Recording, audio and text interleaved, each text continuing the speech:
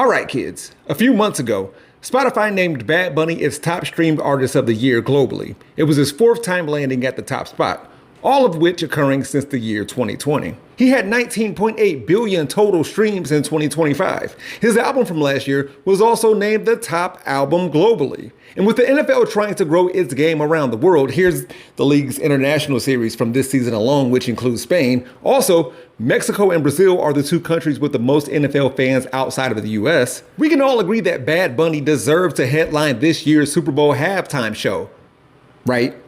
And there was nothing, no matter what, that he could have done to make some people enjoy the show.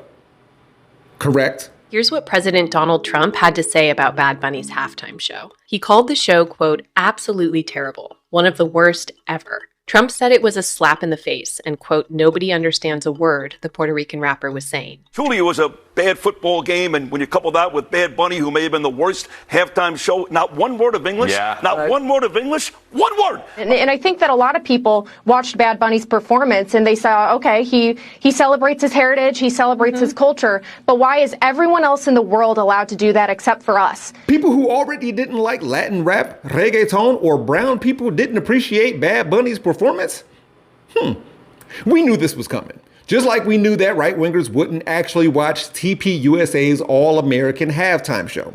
It's similar to when conservatives who still want titties to be their thing now, how does that work, try to own the libs by boasting about a certain actor's boobs and her good genes, but won't go see her movies. Melania Trump, who were you thinking about? Anyways, ever since it was announced that Bad Bunny would be taking the stage during pro football's World Championship played exclusively by American teams, we've heard congresspeople, correspondents, and content creators alike tell us that they think Puerto Rico is a foreign country. Mind you, Bad Bunny doesn't even live in Puerto Rico. He lives in America while screaming how much he hates America. In the last 5 months, when a politician or pundit said that Bad Bunny is anti-American or questioned his credentials and pointed out that his music's mostly not in English, that was just Caucasianese for we don't want a brown or black person speaking to, for, or about brown or black issues. And those narratives clearly continued. I'm certain of it. As you're about to see, black and brown people made Super Bowl halftime what it is. One of the most anticipated and most viewed events this year and every year. See, I'm actually recording this before Super Bowl 60. I mean, look, this is ESPN's website. It's not a screenshot. Note the time in the bottom right corner. I want to get this out before anybody else's reactions because Bad Bunny's backlash is predictable. And I'm not going to pretend like I was or I am a big fan of his yet. I'm hoping that Spanish speakers, Latinos and Hispanics in general, and Puerto Ricans specifically get the same feeling that I had when Kendrick Lamar performed last time. I mean, you know you want a piece of PR. I felt like a Puerto Rican in this hair. I felt Puerto Rican. Y'all know I love me some Puerto Rican. I felt Puerto Rican in this. Rican. Ooh. Okay, fresh off of winning the Grammy for Album of the Year, U.S. citizen Benito Antonio Martinez Ocasio, better known as Bad Bunny, did this last night. Featuring these people. I'm killing it so far. If there was anything that I didn't mess with, it was, well, obviously. And I was disappointed by, well, this has more to do with my own expectations, but Bad Bunny had the chance to do the funniest thing ever. First song in the halftime show. And I need to get this out because it is Friday and there's still time to execute this, Bad Bunny. Titi me pregunta. Nope. Born in the USA. In these United States, 13% of the population speaks Spanish at home. That's some 40 million people, meaning Spanish is the most common non-English language spoken. The US also has the second largest population of Spanish speakers in the world, with Mexico being first. By 2050, 1 in 3 people in the US will speak Spanish. And this doesn't include Americans who speak broken Spanglish when going to the dentist in Mexico because it's cheaper. During his monologue when he hosted Saturday Night Live, Bad Bunny gave us 4 months months to learn his language. And even if you didn't take time to do so, or use captions, or hit the SAP in Espanol button, or use Google Translate, I don't understand what the problem is. Didn't Justin Bieber have them saying Despacito a few years ago? You can't claim to no comprende Bad Bunny's lyrics, then say Pearl Jam should get to headline the Super Bowl halftime. None of us can figure out what Eddie Vedder is saying. Also, you can't claim to want the best, most qualified candidates, regardless of race, ethnicity, or political ideology. In this case, to have a concert in the middle of Budweiser commercials and then name Lee Greenwood with a straight but curious and questioning face like Speaker Mike Johnson. Well, it sounds like he's not someone who appeals to a broader audience. And I think, there's so many eyes on the Super Bowl, a lot of young, impressionable children. And I think, in my view, you would have Lee Greenwood or role models doing that, not somebody like this. Thank you, Mr. Speaker. Furthermore, it's supposed to be a 14-minute set list. What would Lee Greenwood do after singing I'm Proud to Be an American? Recite the Pledge of Allegiance? Oh, that's right. It wouldn't help too much, but he could do God Bless Canada, which is just proud to be an American with slightly different lyrics, a better healthcare option, along with a more gentle racism. Selling out to our border countries is peak patriotism. Now, going back to that Spotify streams list, not that it's the best way or even the only way to judge who does and does not deserve to perform at the Super Bowl, yet it could give us an idea of what Middle America wanted as a recording artist. Within the US, Bad Bunny was the 5th most streamed artist behind Taylor Swift at number 1, and I doubt Fox News wanted to give her the big stage during the big game. She was followed by Drake, who was still not as big as the Super Bowl, Kendrick, who already did his damage to Uncle Sam and Drizzy, then country star Morgan Wallen. This Morgan Wallen. Hey, take care of this pussy ass motherfucker. Oh, fuck. Hey, Gracie, take care of this pussy ass nigga. Oh yeah, they definitely want him in God's country. Morgan Wallen has been arrested multiple times. Once was for public intoxication and disorderly conduct after leaving Kid Rock's bar in Nashville. Speaking of, Kid Rock has had his own legal issues, and apparently he's been forgiven for his lyrics about what has been deemed the barely legal type by his side of the aisle. To be broadcast by TBN of all places. TBN was a huge reason for the satanic panic and the idea that if you played rock music backwards, you could hear satanic messages. You might want to turn it up just a little out here on the floor. Did you hear that? I live with Satan. Listen again.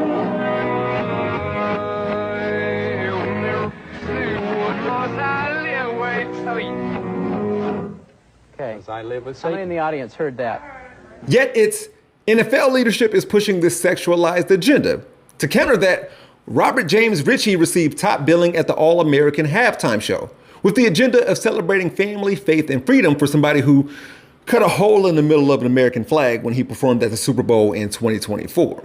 Still, Bad Bunny and his day is a political statement. If you say so. And this is for the questions that don't have any answers. Midnight dancers in the topless dancers. The can freeze the cars back with beepers. The G's with the 40s and the chicks with beepers. Embarrassing. Whatever I just showed.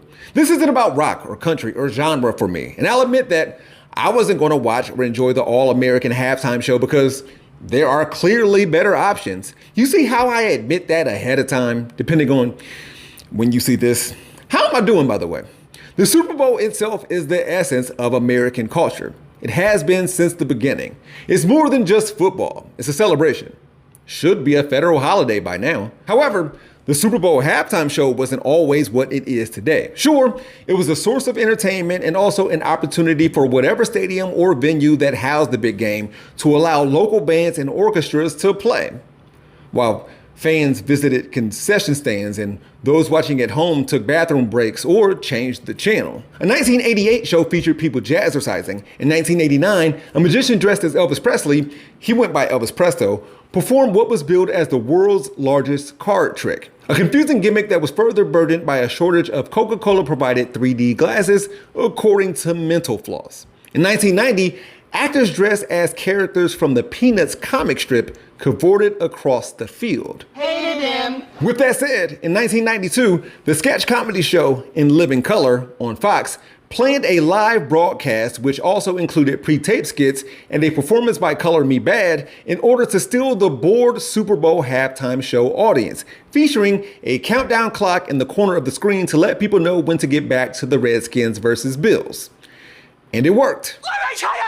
Fox and In Living Color's ratings spiked. The following year, Michael Jackson performed at the Super Bowl halftime show in Pasadena, California. So if it wasn't for Keenan Ivory Wayans and the Wayans family, all 16 of them, Jim Carrey, sure, Jamie Foxx, Rosie Perez, and Jennifer Lopez, we wouldn't be where we are. J-Lo, who is Puerto Rican, will go on to be a halftime show performer, co-headlining with Shakira.